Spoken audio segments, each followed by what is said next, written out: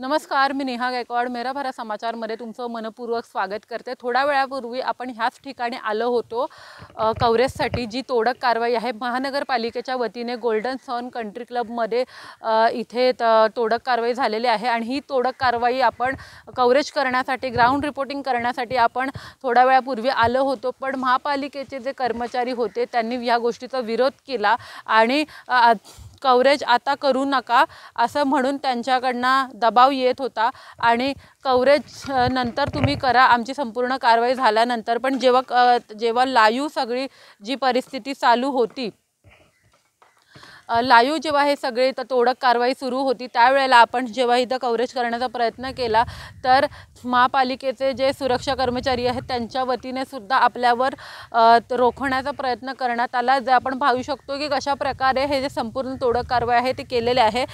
कारण काही असे ना, हे जे बांधकाम होतं ते अनधिकृत बांधकाम होतं आणि अनधिकृत बांधकामांवर महापालिकेचा बुलडोजर चालतोच। त्यामुळे हे जी कारवाई आहे ही जी तोडक कारवाई आहे ती करण्यात आलेली आहे।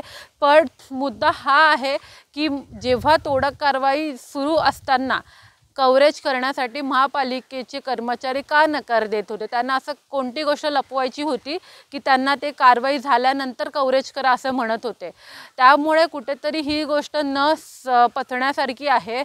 जसं जर अनधिकृत बांधकामाचं जर कुठेतरी अनधिकृत बांधकाम आहे आणि ते जर तोडलं जात आहे तर त्याचं लाईव्ह स्क्रीनिंग का होऊ नये असं महापालिकेच्याकडनं जो अट्टहास होता की लाईव्ह स्क्रीनिंग तुम्ही करू नका, तुम्ही सगळी प्रोसेस झाल्यानंतर या। त्याच्यानंतर मग कुठेतरी महापालिका कुठल्या गोष्टी लपवते हा प्रश्न उपस्थित होतो।